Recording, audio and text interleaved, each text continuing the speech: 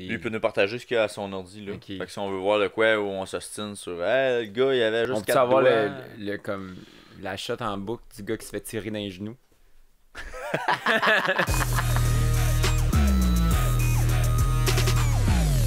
On parle de Die Hard, Le piège de cristal, ce film de 1988. Donc Benoît, toi tu l'as vu pour la première fois cette semaine. Exactement. J'ai été diverti. Ça c'est indéniable. C'est un film qui est divertissant. Vois-tu, je suis pas un gros consommateur de films d'action, mais j'ai aimé l'action. Il y avait des belles cascades, tout ça. C'était le fun. Un peu trop de moments bizarres avec de l'humour mal placé. J'ai pas trop compris. Puis aussi, j'ai trouvé qu'il y avait beaucoup de personnages qui étaient présentés au début. Puis que là, finalement, on en présente un nouveau, on présente une nouvelle histoire. Puis là, tu dis, ah, il y a trop d'histoires. Je veux juste Bruce Willis, là, lâchez-moi. Eric, ton côté, toi, qu'est-ce qui fait que tu reviens à Die Hard aussi souvent? Ben, tu sais, honnêtement, c'est un classique du cinéma. En termes de films d'action, oui, dans les premiers films de Bruce Willis, mais tu sais, la combinaison scénario, réalisation, les acteurs, tout est là pour créer un bon film, un bon divertissement. Oui, il y a des défauts, mais n'empêche que le film, il amène à la cible, c'est vraiment nous divertir du début jusqu'à la fin. Tu sais, le film est bien monté, il est bien réalisé, les shots sont belles. Non, c'est un très bon film. Mais comment vous avez vu ça, justement, là, ce type de scénario-là? Ben, tu sais, c'est un scénario type emprunté de d'autres films, mais avec un père de famille qui a de l'air normal. Tu sais, c'est pas Stallone, c'est pas Arnold, c'est pas Chuck Norris, c'est pas Jean-Claude Van Damme. Tu sais, c'est Bruce Willis, semi-chauve, bedonnant légèrement. Calvitie débutante à tout le moins, là, ça, on a remarqué. Si j'avais eu 35 ans en 88, j'aurais dit c'est moi, ça.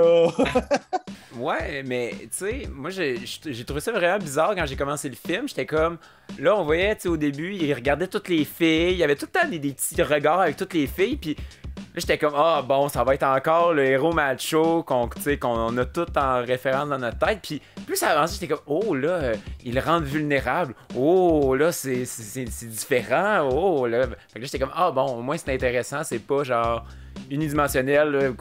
Il y a quand même des éléments d'effets spéciaux et de cascades là, qu'on retrouve qui sont plus réalistes à quelque part, là, parce qu'à l'époque, ne permettait pas. Là. Pour l'époque, moi, je trouvais que les effets spéciaux étaient quand même bien faits. J'ai trouvé, là, avant l'ère du CGI, c'était quand même... Ce qu'ils ont fait était quand même assez impressionnant, je trouve. Là, surtout en milieu urbain comme ça. C'était pas des explosions dans la jungle comme dans Predator. Là, c'était fait en plein milieu de Los Angeles. Fait que pour ça, c'était quand même... J'ai trouvé ça bien pour ça. Et le personnage qui est marquant, l'acteur qui vous a épaté par sa performance dans le film, ce serait lequel? Moi, mon préféré, c'était Argyle. Okay. J'ai vraiment aimé Argyle. J'ai trouvé que j'étais comme... Yes, c'est le fun, ça va être comme le sidekick de... Puis là... Il est resté dans le char, dans le parking. J'étais comme gaspillé. Ce personnage-là, si payant, gaspillé. Mais au moins, il a fait quelque chose à la fin. J'étais content, là. Il y a des bons moments d'humour. Tu sais, il est dans l'auto, il parle au téléphone, il voit pas que le char de police à l'arrière de lui est en train d'exploser. Tu sais, c'est des. Oui, c'est bons, ça. Eric, de ton côté? J'irais avec Alan Rickman. Là.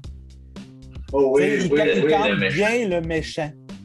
Il est comme un peu gracieux, posé, il se connaît son plan, il focus. Je trouvais qu'il l'a bien amené. Je pense que c'était dans ses premiers films aussi, à lui, à mon souvenir, mais il faudrait que je vérifie.